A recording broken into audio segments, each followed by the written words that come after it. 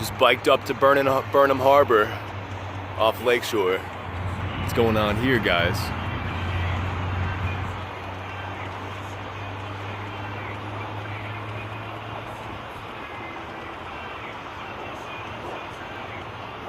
Got like a Chinese festival going on over here by McCormick Place. So a question came upon me today regarding IQ. Why do the nations with the highest IQ have a social construct of communism?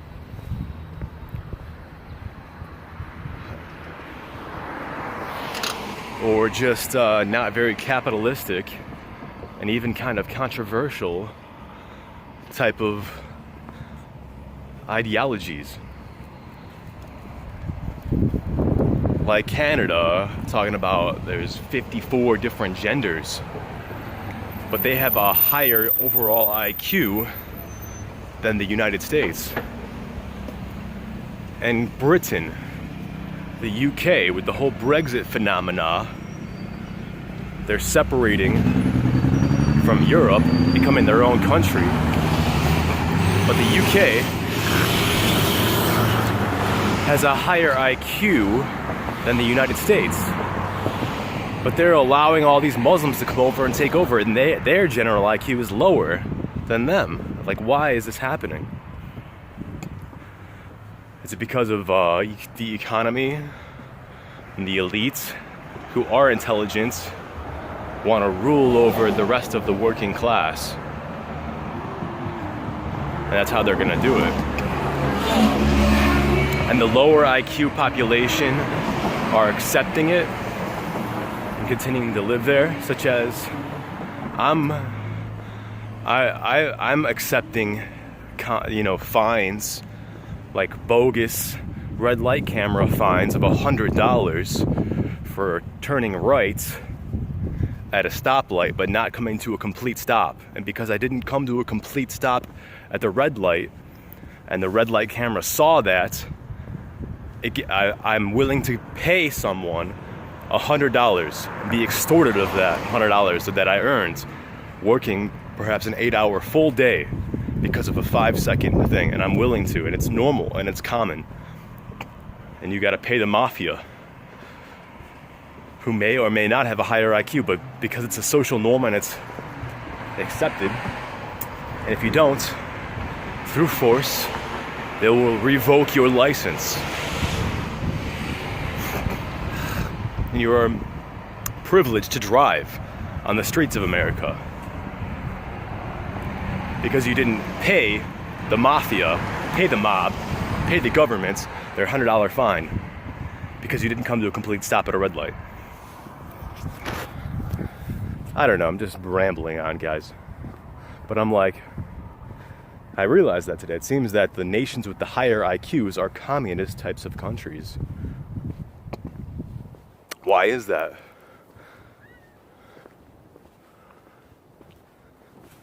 I rewatched that video, the Corbett report, of catalytics. It's a new, it's the act should be, it means like to exchange or to reconcile. It comes from that Greek word. And that's what we should be talking about instead of in economics.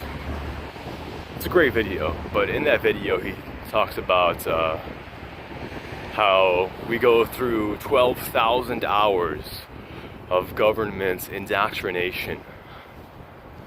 And I'm thinking about how that really instills like a subconscious, you learn to obey authority. An authority figure, you learn to obey authority in school in these 12,000 hours of government indoctrination. And it's like instinctual now. You don't even think about it. You just obey authority. Maybe it's like a human thing, or maybe it's learned. But I think it is especially taught in public schools. Don't question authority. Don't speak out, just obey. And like that study, that psychological experiment where the dude in the white lab coat is running an experiment and he has a test subject sit in like an electrical type of chair with like things hooked up to them, so they can send an electrical like shock to them, and these people come in and the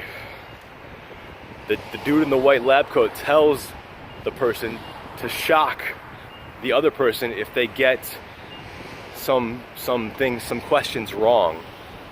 And they would literally shock these people to death. They'll hear them screaming in pain, and they would literally, just because an authority figure told them to, they would kill someone else, essentially. They would press this button and shock someone to death.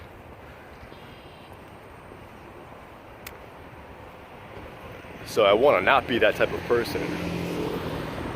And I just learned from someone just now, like 10 seconds ago, that it's possible I could be doing that in life right now, in my daily life in driving, as in my occupation as a driver, is I take outside voices as an authority over my actions, subconsciously, instinctually, intuitively, immediately, without thinking.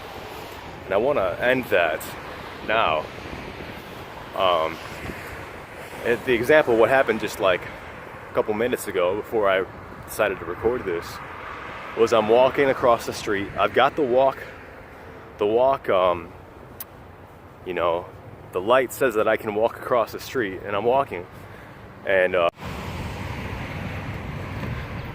so there's 3 cars turning left in front of me. And the light's about to turn red. It's turning. It almost turns yellow. The walk signal is got like 5 seconds left. I'm halfway across the street. There's 3 cars turning left.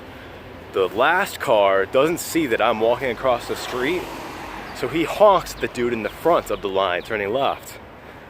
And so this dude obeys the honk of authority, and he turns left real fast, jams on the gas, and almost hits me to obey the honk of authority, when at first he was waiting for me to cross the street. But because an outside voice told him that he was doing something wrong, he went and literally almost ran me over. I had to like straight up stop, and I was like inches away from the tire. And so I'm saying all that because I could see myself in that situation. There have been times where I wasn't gonna go because people were walking, but someone else behind me is honking, blaring their horn at me. I need to learn to ignore outside, be impervious to what I don't believe is right more. Especially when other people's lives are at stake and there's injury that I could cause. Gained some more trust in myself, self-sufficiency. Another word that I learned from that video is, oh man, now I wrote it down, but it basically means like self-sufficiency, autonomous. I want to say autodidactate, like self-taught, but that's not it.